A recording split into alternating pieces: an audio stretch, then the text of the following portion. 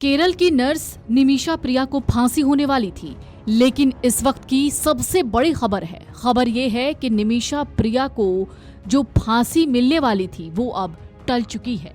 यानी निमिषा को अभी फांसी नहीं होगी। यमन में निमिषा प्रिया को बचाने के लिए कई कोशिशें हो रही थी। 16 जुलाई को यमन में सजाए मौत देने का फैसला सुनाया गया और उससे कुछ घंटे पहले ही एक बार फिर से उम्मीद की आखिरी किरण जगी थी। भारत के एक मुफ्ती और सुन्नी मुस्लिम समाज के नेता एपी अबू बकर मुस्लियार ने इस मामले में दखल दिया। उन्होंने यमन सरकार से निमिषा प्रिया को माफ करने की अपील की थी, तो वहीं मृतक तलाल अब्दो मेहदी के परिवार से भी संपर्क किया था। यमन में इसको लेकर मीटिंग होने वाली थी। इस मीटिंग में निमिषा के वकील सुभाष चंद्रन मौजूद रहने वाले थे। फिलहाल निमिषा को फांसी नहीं होगी। निमिषा की फांसी टाल दी गई है। केरल की नर्स निमिषा प्रिया की यमन में 16 जुलाई को होने वाली सजाए मौत को टालने की हर मुमकिन कोशिश की गई थी। मंगलवार को यमन के धमार शहर में मृतक तलाल अब्दो मेहदी के परिवार से मुलाकात हुई। ये मुलाकात निमिषा की जिंदगी बचाने की दिशा में बड़ा कदम थी।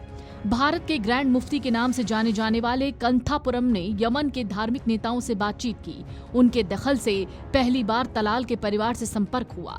ये परिवार अब तक किसी से बात करने को तैयार नहीं था, लेकिन सूफी आलिम शेख हबीब की सलाह पर वो बातचीत के लिए राजी हुए थे। निमिषा प्रिया पर यमनी नागरिक की हत्या का आरोप है और इसी आरोप में उसे 16 जुलाई को फांसी होने वाली थी।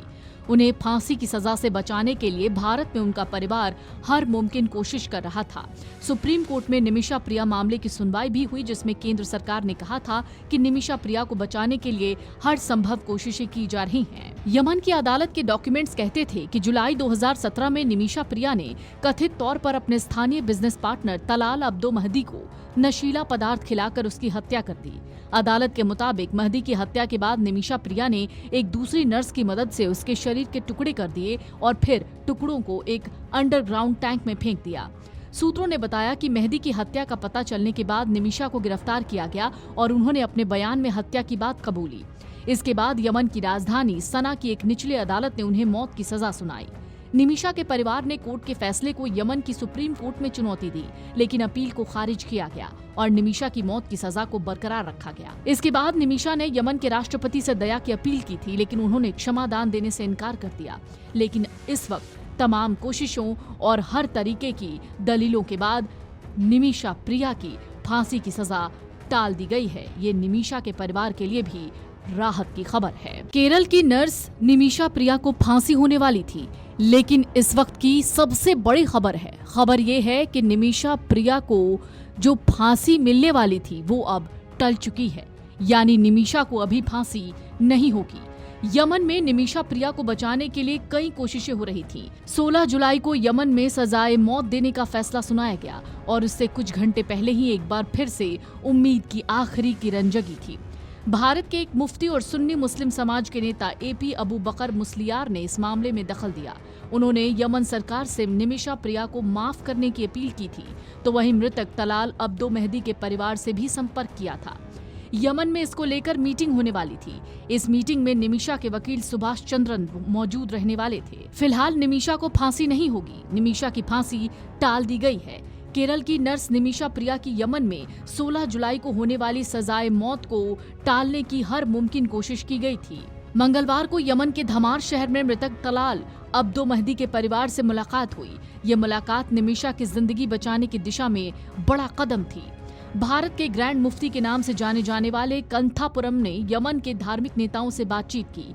उनके दखल से पहली बार तलाल के परिवार से संपर्क हुआ। ये परिवार अब तक किसी से बात करने को तैयार नहीं था, लेकिन सूफी आलिम शेख हबीब की सलाह पर वो बातचीत के लिए राजी हुए थे। निमिषा प्रिया पर यमनी नागरिक की हत्या का आरोप है और इसी आरोप में उसे 16 जुलाई को फांसी होने वाली थी।